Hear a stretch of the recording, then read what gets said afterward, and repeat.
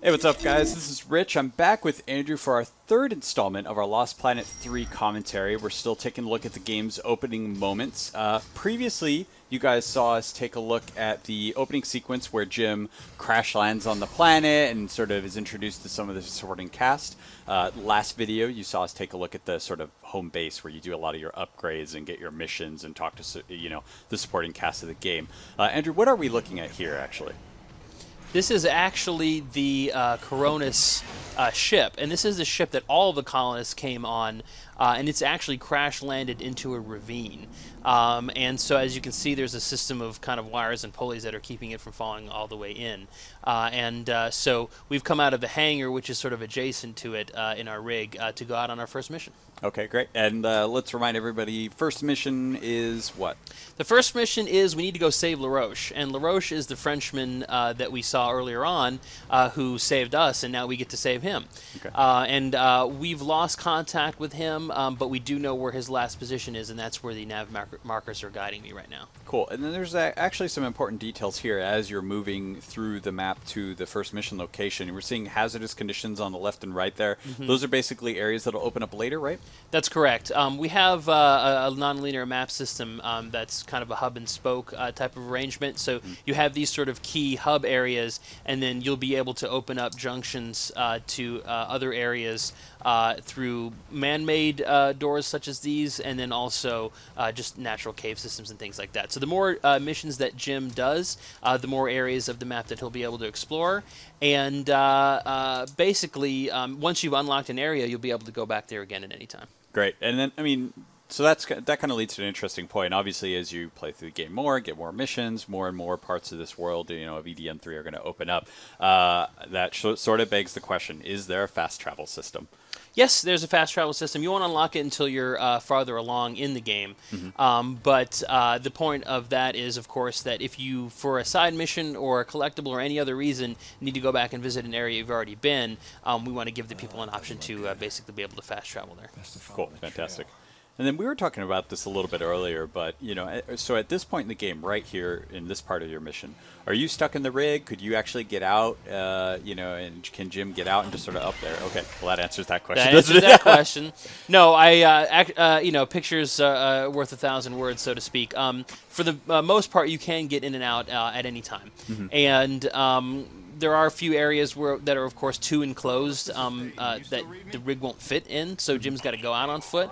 But anything, any area that you can access in the rig, you can get out and also be on foot. Cool. And then off to the right, we saw LaRoche's rig there. It's been abandoned, beat up a bit, so we know he's nearby pretty much. Exactly. It looks like he had an encounter with something pretty hairy and is worth for wear, so now we have to actually go and find him. Now, one detail we saw in the last video, but it's also just bears repeating in this one, your rig actually isn't some sort of like mega armed weaponized construct, right? I mean, you got a drill and an arm basically. Exactly. People may be familiar with the vital suits from previous games in the franchise. The idea is that this is sort of the predecessor to that. Mm-hmm. So before it was weaponized, it was actually a piece of construction equipment. And this is something that is Jim's personal property and something that he's brought with him to the planet in order to assist him in his job. Now, of course, even though it is a piece of construction equipment, you will have to improvise and use it to fight off some of the larger Akrid. But it does not come equipped with chain guns and missile launchers. Gotcha. And then here we see our pals coming back in here. The Sapaya again here. Mm-hmm. Man, pesky buggers. All right. It's going to drop down here. Saw a little red flash up, there when you drop down. Tell me a little bit about the damage system. Like, where do I read that damage to Jim? How do I know he's getting hurt? Sure. Well, the more damage Jim takes, we'll start to see sort of a red mist, if you will, creeping along the edges. Sure. And we'll hear his heart rate increase, and that will kind of give us an idea that he's taking damage and is near death. And another great thing is that all of his animation routines will change as well. So you will actually see him stoop over in pain, and that's a good indication that you better, get out of the way of whatever's attacking you. Cool. And here's our so-called pal being rescued right here, LaRoche. That's correct. Yep, we found him. Looks like he's sort of built a little rampart for himself against the Akrid attacks while waiting for rescue, and that's what we're going to do. But we actually have a treat here, which is the exclusive IGN reveal of the Dongo creature that's going to be showing up here right about now. Now, this is something that might be a little bit familiar to people who were playing previous Lost Planet installments, correct? Yes, this is another returning fan favorite. And just to reassure people, we do have a lot of new Akrid, including the Pack Hunter that we saw earlier. Sure. But early on in the game here, we are giving a couple of fan favorites. I'm going to switch over to the shotgun here for close quarters work. And Akrid combat is proves very familiar. Find the orange spot, find their sort of weak points, and exploit it. Exactly. For the smaller ones, like the Sapaya, you can basically just blast them to pieces. But for armored Akrid like this Dongo, you are going to have to hit that core. Which has always been sort of one of the hallmarks of the franchise. It's finding that core and blasting it. Now, one thing we haven't seen too much, although we did see it at E3, was sort of the concept of the sort of HUD display here. When you're in close proximity to your rig, you get a better readout. You get your map. You get a better display of your sort of weapons and your ammo count.